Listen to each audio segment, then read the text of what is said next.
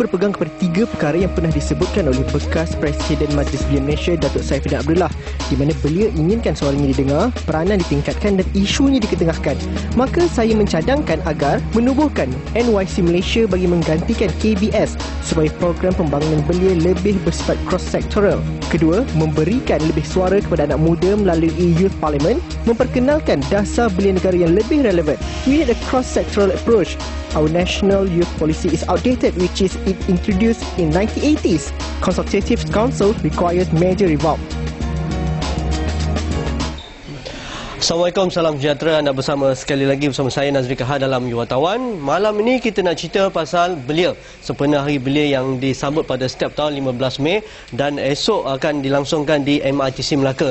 Pada setiap tahun, pada saban tahun apabila tiba Hari Belia akan diadakan majlis perkumpulan beramai-ramai, seluruh belia negara akan berkumpul situ, maka mereka akan mendengarlah ucapan daripada para pemimpin negara dan mereka yang berjaya, pemimpin-pemimpin yang berjaya akan diiktiraf, pertubuhan-pertubuhan belia yang berjaya akan diiktiraf, diberi penghargaan dan sebagainya. Adakah setakat itu sahaja kita menghargai belia, dan bagaimana pula belia hari ini yang mereka mahukan suara mereka didengar, peranan mereka diiktiraf dan juga masalah mereka diselesaikan mengikut acuan orang belia. Itu yang akan kita bincangkan, topik belia penggerak masyarakat. Bersama saya pada malam ini Saudara Zamsari Jumani, Setiausaha Agung Belia 4B Johor. Orang muda, apa khabar Zamsari? Sihat, alhamdulillah. Ni nak pergi MRTC Melaka ni? InsyaAllah. Okey. Kalau tiada para melintang. Okey, kita dah dengar pandangan utama tadi daripada Saudara Nobishan Norizan Syarif, bekas pemimpin belia, dan antara poinnya, antara fakta yang diutarakan ya, bagaimana belia hari ini perlu diberi anjakan baru lah, terutamanya dari sudut bagaimana kita perlu melihat dinamisme pertubuhan belia. Apa pandangan Zamsari? Okey, terlebih dahulu ucapkan terima kasih. Ya. Okey, kalau kita menyebut tentang anjakan baru itu, kita pun telah pun dianjakkan perkara itu. Kerana kalau kita lihat pada ketika dahulu, persatuan-persatuan belia ini dipimpin oleh orang yang sampai ke umur 50 ke 60 tahun. Dah pencen pun. Dah pencen. Tetapi sekarang ini apabila dasar pertubuhan dan pembangunan belia 2007 telah dibentangkan di Parlimen pada Mei 2007, diwartakan pada Julai 2007 dan dikuatkuasakan pada 31 Disember 2007, maka proses perpindahan kepimpinan itu berlaku, di mana salah satu kontennya ialah setiap individu yang berumur 15 tahun hingga ke 40 tahun adalah merupakan ahli persatuan belia. 20 hingga 40 tahun. 15 ke 40 tahun. Jadi ini bermaksud setiap persatuan belia itu harus didukungi oleh orang-orang ataupun individu yang berumur 15-40 tahun. Sama ada ahli atau pemimpinnya sekali. Ataupun ahli, semua sekali. Maksudnya pemimpin persatuan belia itu mesti berumur 40 tahun ke bawah. Itulah merupakan. Jadi bagaimana pelaksanaannya sekarang? Pelaksanaannya sekarang ni saya mengikut satu data yang telah saya dapat daripada Kementerian Bidang Sukan. Okey, baru sebentar tadi saya dapatkannya. Sejumlah 5,002 persatuan telah berdaftar. Banyak tu. Banyak.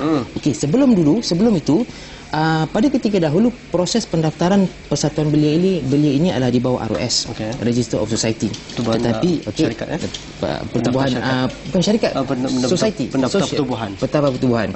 Okey, tetapi pada sekarang ini apabila dasar Akta Pembangunan Belia ini telah diubah, maka izinnya telah diubahkan daripada ROS kepada ROI, iaitu Register of Youth, Pertubuhan Pendaftaran Belia, yang berada di Kementerian Bidang Sukan itu sendiri, di mana mereka melantik satu pesuruhjaya sendiri. Okey. Pada tahap ini sebanyak 5,002 persatuan yang telah didaftarkan di bawah ROI. Okey, di mana sebanyak 4,156 telah pun diluluskan. Maksudnya 5,002 ni dah masuk borang. 4,156 dah lulus. Ini bermaksud telah ada sebanyak 4,156 persatuan belia yang berdaftar, yang dipimpin oleh pemuda-pemuda yang di bawah 40 tahun, berada di seluruh Malaysia ni sekarang dah. Itulah merupakan satu bukan anjakan paradigma, tapi anjakan momentum yang baru yang ada pada persatuan belia. Okey, itu satu dari sudut fakta bagaimana pertubuhan belia menyahut cabaran antara 15 ke 40 tahun saja mereka yang layak menduduki pertubuhan belia dan juga menyertai pertubuhan belia. Satu lagi kita akan dengarkan pandangan daripada wartawan rakyat kita. Farah, silakan. Norman.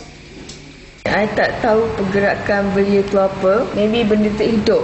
Kalau benda tu hidup, maybe I pun tahu dan orang lain pun tahu apa tu pergerakan belia. Sepatutnya pergerakan belia ni bantu golongan muda. Apa yang belia mahukan hari ini ialah kestabilan politik, kestabilan ekonomi dan suasana yang lebih mesra belia, yakni tidak terikat dengan protokol orang tua dan cara orang tua dalam kehidupan seharian. Orang tua dengan cara orang tua dan belia dengan cara belia. Terima kasih Farah dan juga Aizuddin. Itu antara pandangan orang muda. Dia kata bagaimana nak menjadikan pertubuhan belia ni ataupun segala aktiviti yang berkaitan dengan belia itu relevan dengan orang-orang muda hari ini, perlulah menyelami perasaan mereka, menghayati cara kehidupan mereka. Dah adakah itu bersamaan dengan bagaimana dinamisme dan idealisme pertubuhan belia hari ini, Saudara Zamsari? Kalau kita lihat, kalau kita sebut saja orang belia, orang muda, orang muda, apa aktiviti orang muda? Salah satu aktiviti yang paling hebat, main bola, futsal, sukan, badminton, rekreasi, panjat gunung, konvoi berkereta ramai-ramai. Itu adalah merupakan satu aktiviti, aktiviti persatuan belia.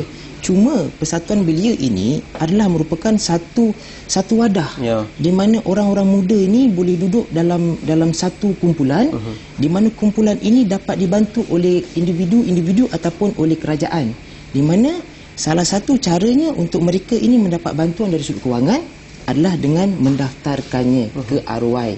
Maka apabila pertubuhan pendaftaran itu telah meluluskan pendaftaran, maka mereka ini layak untuk mendapat bantuan kewangan daripada kerajaan. Mungkin itu satu faktanya, tetapi mungkin apa yang dimaksudkan oleh anak-anak muda di luar sana, mereka menganggap pertubuhan belia ni ataupun pejabat belia ataupun Kementerian Belia dan Sukan ni sebagai hanya sebuah entiti event organizer sahaja. Kita jangan lihat sebagai satu event organizer saja. Kita harus lihat skop tu. Okey, saya bagi contoh. Kalau kita organize satu permainan bola sepak, ada tak satu ilmiah yang berada dalam situ? Dia memang suka main bola sepak, ramai-ramai main bola sepak, tapi ada tak dari segi sudut ilmiahnya, ada sudut tidak? Okey, persoalannya, bagi saya ada sudut ilmiahnya, kerana mereka diajar apa itu disiplin, mereka diajar apa itu erti persahabatan, mereka diajar apa itu erti kerjasama. Daripada sudut itulah ia akan dibawa keluar sana, dan mereka akan mendisiplinkan diri mereka di luar sana, dan mereka akan menjadi seorang belia yang jaya.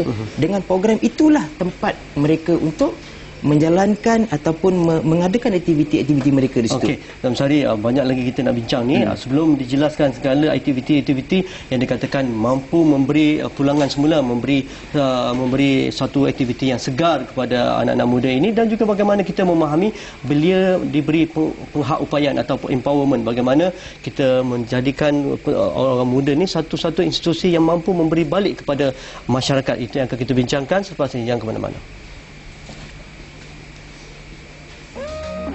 Pada persepsi kami, apabila sebut tentang pertubuhan belia, ianya seolah-olah tiada kaitan dengan kami kerana kami sendiri tak faham apa peranan gerakan ataupun pertubuhan belia itu. Bagi kami, pertubuhan belia hanya untuk disertai mereka yang berminat dengan aktiviti politik ataupun mereka yang mempunyai cita-cita memegang jawatan tinggi. Pertubuhan belia ini seolah-olah jauh dari kami. Secara peribadi, kami tak faham keperluan pertubuhan belia ini untuk orang macam kami.